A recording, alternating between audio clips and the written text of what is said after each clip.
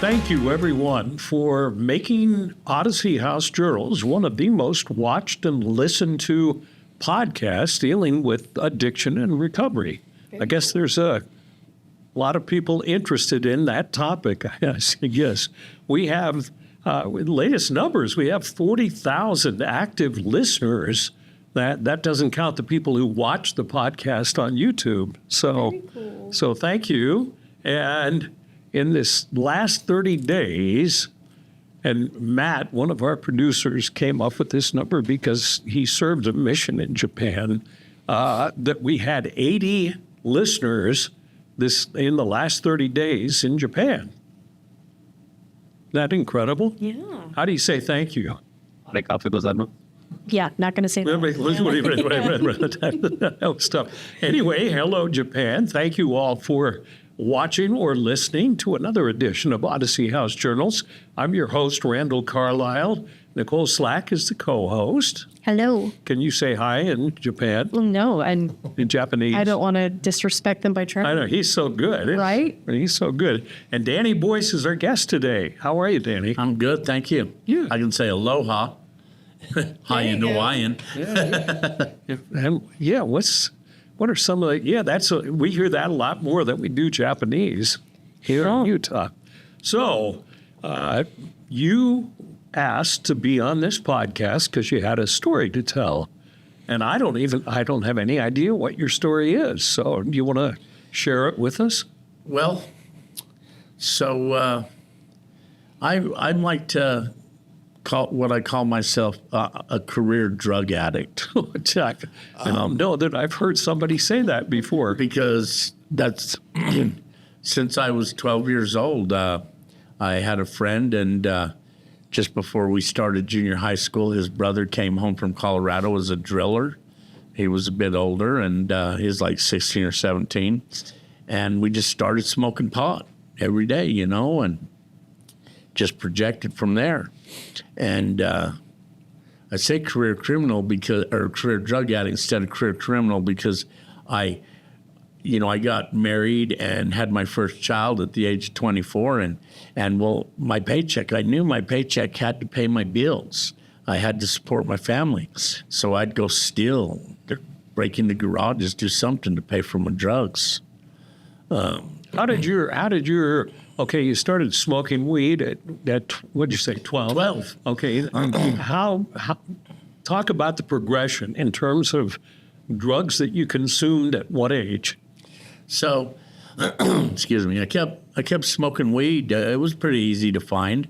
But when we wanted to get really messed up, about 15 years old, we discovered alcohol.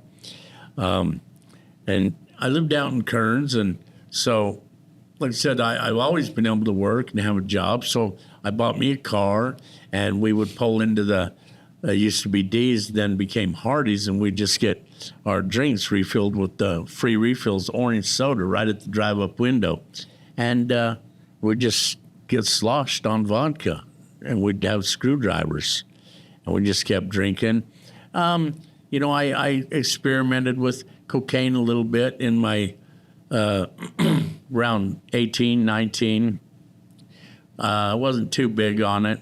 I do a little bit of the crank, but I didn't like the way it made my hair walk down the road beside me. I had hair back then. But I started smoking that coke a little bit here and there. Would buy it from a job. I worked at the Boss. He'd give us our paycheck and say, how much you want?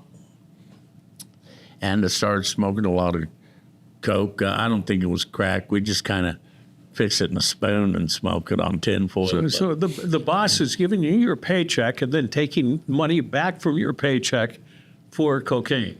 Yes. And if we were good and had a clean truck, he'd give us our paycheck at lunch so we could have the cash already when we'd get back to the office. He was quite the quite the businessman. Yes, he was. Yeah. Yes. So how did everything progress to the point that it was no longer fun or good or anything else? Well, I just, I kept doing it. I ended up getting a divorce with my first wife, and I'd get sober here and there for a couple of years, but I just kept falling back on it. I got married a second time and had another daughter, and that wife kept blaming me for using drugs. So what did I do?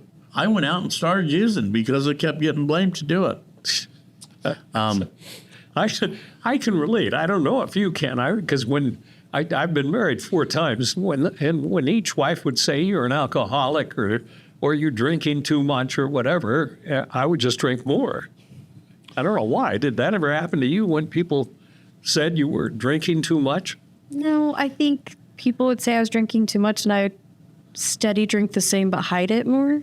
Oh, Let's move back a little bit. So with my first wife, she took my kids away from me and wouldn't let me see them, and so I just dove right into drugs and alcohol. And to get off that coke, because it just made me hyperventilate.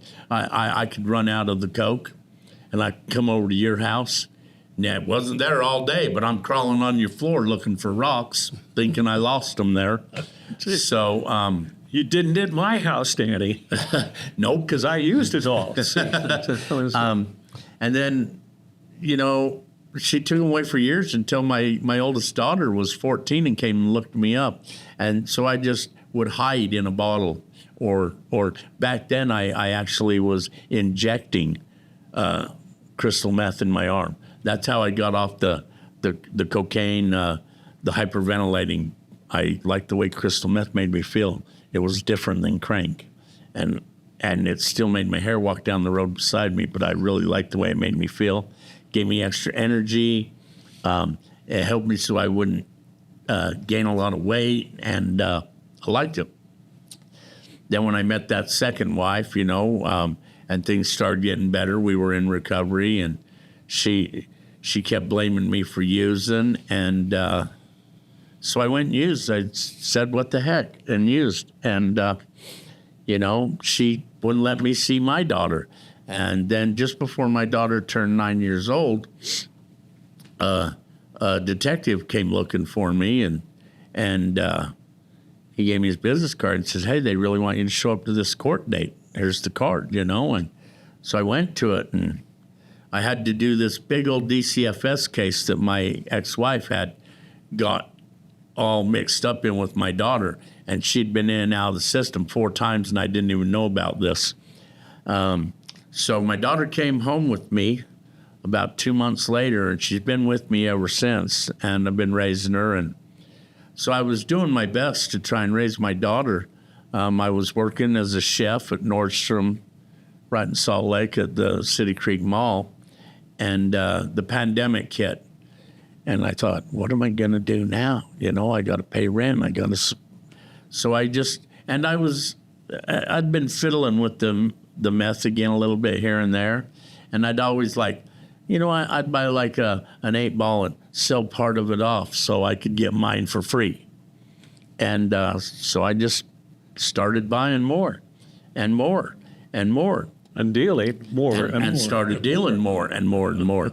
And so my daughter, I thought, I can show her love by just giving her anything she wants, And I spoiled her, and I really did. I spoiled her. I bought her things, and that way I'd say, well, I got to go to work now. You got to, you can't bother me. And she wasn't stupid. One minute she'd say, Dad, can we get this? I'd say, I'm broke. An hour later, we're going to get dinner. So I thought you were broke. I got paid. And so I think she knew all along what was going on, but enjoyed the money I would let her have, or I would buy her what she wanted. That was my way to say, hey, since I'm doing drugs, if I give her what she wants, she'll be all right with it. Until April 18th of 2024. That was the worst day of my life, but the best day of my life. Because I live in a basement apartment, so you get downstairs around back to my house. And these guys are pounding at the front door, and I look, and I see who it is. And instead of trying to just flush everything down the toilet, I just opened the back door and put my arms up. Said, my daughter's in the house. And they took me to jail, and the magistrate, he said, this the third time I went in front of him, he said, this is against my better judgment. I'm going to release you to Odyssey House. Did you ask for that? No, I didn't want to go because I went in 2010 and 11, and I lasted like 6 months. And then I went back then, what was time they called a llama, and I dipped out, and left. So I did not want to go, but I thought, well, okay, if that's where I'll go, and then I'll just run from there and figure something out. But that's not the case. They watched me very closely. And like I said, the judge said, against my better judgment, on my third time in front of him, he said, I'm going to release you. And most of the time when they release you, then you go back the next day. He made me sit there another 10 days before I got picked up. You said magistrate, so you're talking federal charges? Federal charges, okay. Yes. So they came at my house. It was there was federal agents, the U.S. Marshals, ATF was there, and then some Salt Lake Unified Police at the time, because I lived in Kearns in a basement apartment. I still live in that same apartment. So yeah, they came and I went to Odyssey House, and Good. all I could think about was my 15-year-old daughter. By now she's 15 at home. Like I said, I got her when she was 9, 15 years old, and I'm thinking, no man, somebody's got to take care of her. So I had sometime down the line, I applied for disability. I don't even know when. That's how high I was, and I was awarded the disability, and so I even bought a cruise for me and my daughter to go on. But my older daughter from my other marriage ended up taking my ticket and changing it into her ticket, And so my daughter got to go on that cruise, both of them. And While you're in jail? while I'm in jail. Okay. Yeah, so she at least got to go on the cruise. And so while I'm in jail and in Odyssey House, my daughter's telling me, money keeps coming up missing off your card.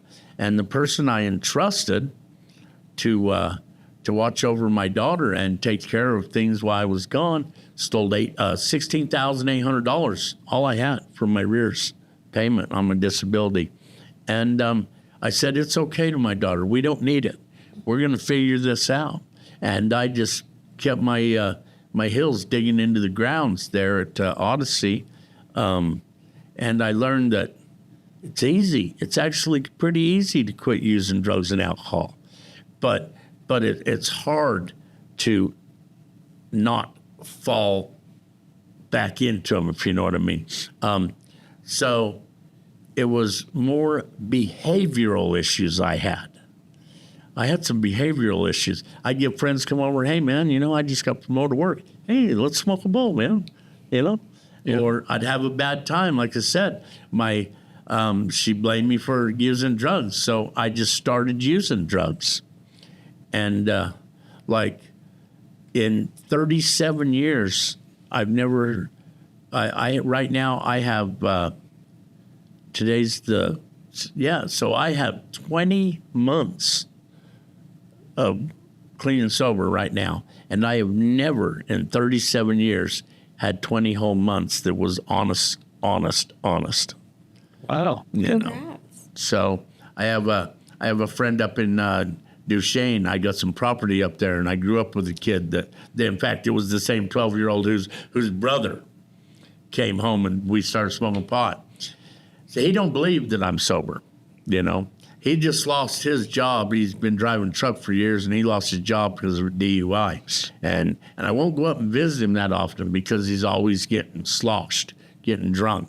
I won't answer his phone after about 6 o'clock at night. I won't answer his phone call. And he told another friend of mine that he just don't believe I'm sober. This guy can't get sober, but yeah, he thinks I'm still out there using drugs.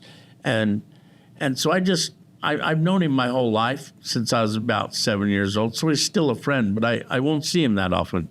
I just learned to stay away from those types of people.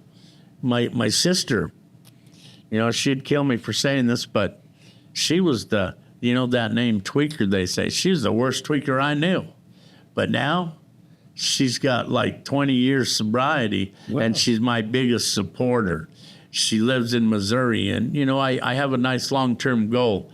I want to eventually move to Missouri and be closer to my sister. She helped raise me, and my mom's passed away. So, you know, my mom used to always tell me, why can't you get sober? You know, you put the cigarettes down. Why can't you put the drugs down? I said, Mom, it don't work that way.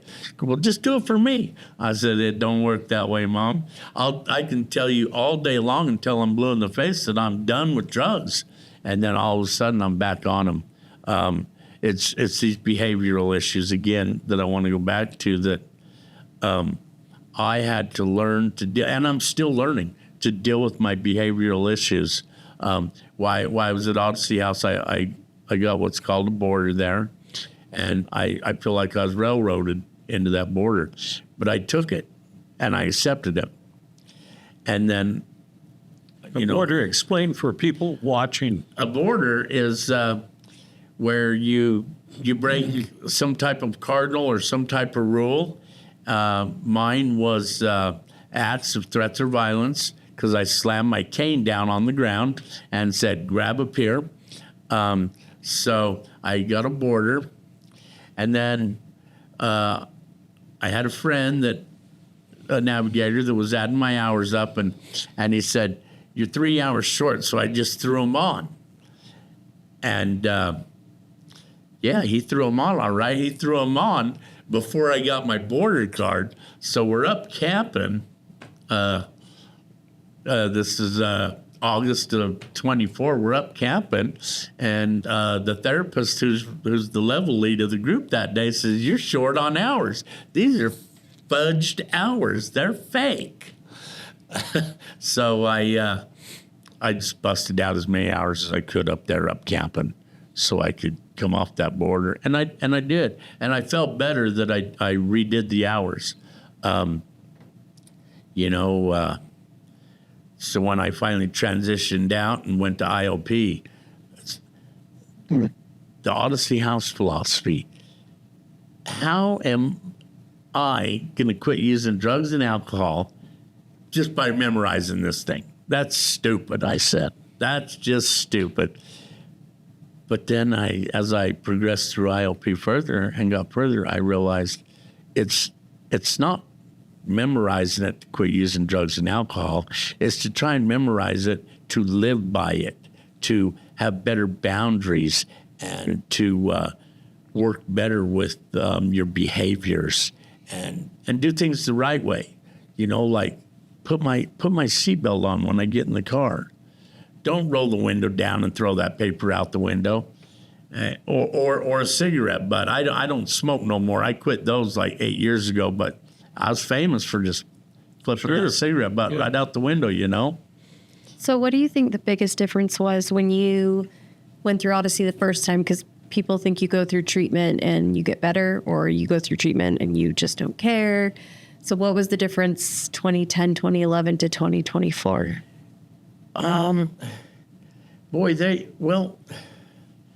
It was a lot stricter back then, but what I don't I'm not sure. I can't remember exactly who my therapist was. I have a good idea who it was, but I know that back then it was more like, this is what you're going to do. This is what you need to do. This is your treatment plan. Yeah. And it's not so like that now. When I'd go into my therapist's office for my one-on-one once a week at Mill Creek, okay, what do you want to do? What do you want to add to your treatment plan? What do you mean? Aren't you supposed to just assign that to me? No, this is your treatment plan, and I want you to come up with it. I'm here to help guide you with it. You know, part of my treatment plan was to lose weight while I was there, which I did, you know, and because that's always been a big issue in my life. Like I said earlier, when I started doing the meth, it helped keep me fit and make me stay more hours. I've always been kind of a bigger guy. I wasn't really fat except for before my teenage years, and then I grabbed one of them beer bellies when I was in my 20s. So that's always been a big issue for me, is my weight. And like I said, I lost weight while I was there. Her question is I was thinking the same thing, is that, and believe me, I did the same thing with my drinking. Whenever there was anything either really bad or really good happening to me, I would turn. It gives you a reason to drink. Yeah, exactly. Exactly. And so the biggest thing, and you're right, it's not that you don't use, it's that you don't have that motivation to use, right? So that somebody yells at you or says you're fat or something like that, and you say, well, I'm going to go out and use, which, so how did it change that you deal with negative or positive things now without using? What do you do? Well, they have that the one DBT skill, just F it. That's one I deal with a lot. I just, who cares what they think? It's what I think. Exactly. And my daughter loves me whether I'm big and fat like I was or getting skinny like I am. She still loves me. How's she doing? She's doing really well, amazing enough as it is. I bestilled some, excuse me, some good values in her. So because of the pandemic and, not going to school, she's been able to, so she had they called it a 504, I think, in school, The IEP? Yeah, where she had special things that she could do. She don't like a lot of people. So she's doing online schooling.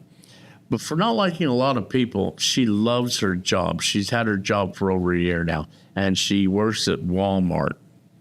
She is one of those online shoppers. You put in your order, and she shops and then takes it out to the van, your car, and she loves it. And she deals with a lot of customers there, but she's all right with that. But she's went through a lot of trauma in her life because of her ex-mother, not her ex-mother. Well, I say that now because of her mother, but and you and me using. But the first 8 years of her life was just being homeless, drug up around because of her mom. Because I left them when she was about 3 for about 5 years because I was told I was using. So she's had a lot of trauma. She to this day still she's a therapist every week. My biggest downfall, which put me off the edge, and I was so glad when I went, is because I had to bury my oldest daughter. Lord. So my youngest daughter, Danielle, was just barely getting to know her sister Shelby and become good, close best friends. So she was on her way to my house one night for dinner and got in a car wreck and died. Oh, that's terrible. And so that was another trauma that my daughter had to deal with. That and a bunch of other things. And you had to do it too. Yeah. Did the thought of using at that point come up? At that time, I was using. Oh, okay. So when it came up, I just used more. But now, we go to the cemetery every year on Shelby's birthday. My daughter goes whenever she's feeling depressed. She goes. She takes herself there now because I have a beat up Nissan Pathfinder that she drives, and she goes there, and so we just work through it one day at a time. And she's so glad that I'm off the drugs because my bedroom door is always open now. I don't ever shut it. If I need to change, I'll just go into the bathroom, kind of like at Odyssey house. You can't change in your dorm. You go in the bathroom. I leave my door open at all times, and I think that makes my daughter feel better. She closes her door all the time. I don't. I leave my door open. And you are now working at Odyssey House. Yes, I kept trying to get a job there. So while I was going through, I thought it'd be cool to work here as I was going through the inpatient. And then when I hit IOP, I said, no, I am going to work there. And, they have us make up a bunch of, you got your short-term goals, which are 6 months, your year goals, 5-year goals. I hit every one of my or I guess it was the 1-year goals, the short term. I hit every one of them within 4 months of my candidate out, which was the graduation proceeding. And one of them was, I really wanted to go back to Mill Creek and work. And for those of you watching who don't know our program, Mill Creek is just one of our residential houses. Yes, okay. Yeah. Called Mill Creek because it's in Mill Creek, Salt Lake. Until I went to work there, I was going to all the graduate meetings for after. It was like my aftercare, helped stay me sober, stay connected with all other people that graduated the program. And I'd go to Friday nights to the sober softball. And so one night I'm at sober softball, and I'm talking to who is now my boss. And I says, hey, I put my app in. I'm really trying to get a job there. She said, really? You're hired. I don't even need to interview. You're hired. I said, really? Look, and I even just, and I showed her the email. I had just got approved for my class. I was just waiting for him to give me a class to become certified. She said, you're hired.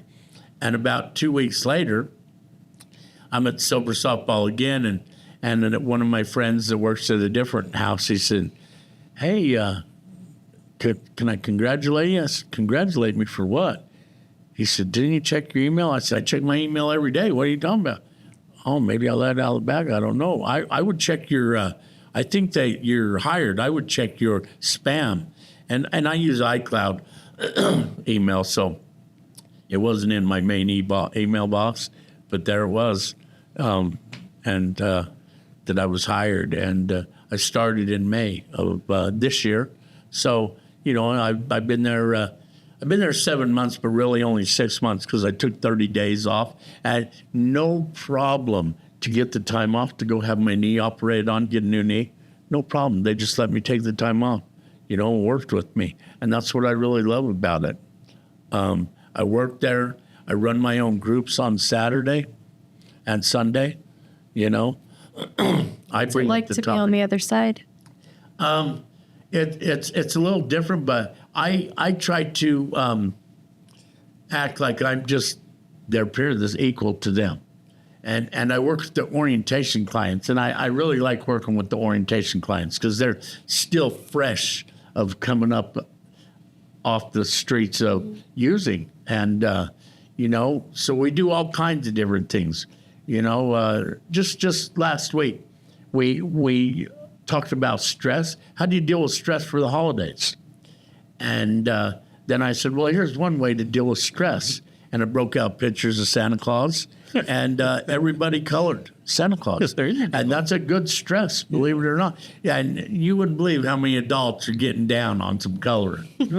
And they're so nice. One of the clients come up and said, hey, would it be all right if I hung all these up in the hall? I says, I don't see why not. Sure. It says, family's coming for the party next week. Maybe they can vote and see which is best. I said, tell you what, I'll give out a golden ticket to first, second, and third place, but nobody's names could be on them, and you let the families vote on it. That's great idea. It's just fun. I enjoy working with them. We are out of time, believe it or not. So I want to thank you for sharing your story and hopefully motivate someone out there watching or listening. It didn't quite go the way I thought it would, but it still worked out. I liked it. Good. Thanks, Danny. I want to thank you for having me, Harry. You're welcome. Because if I can just help one person, then that helps me. Helps all of us. Thanks, Danny. Good to see you, Nicole. You too. Thank you for watching or listening to another edition of Odyssey House Journals.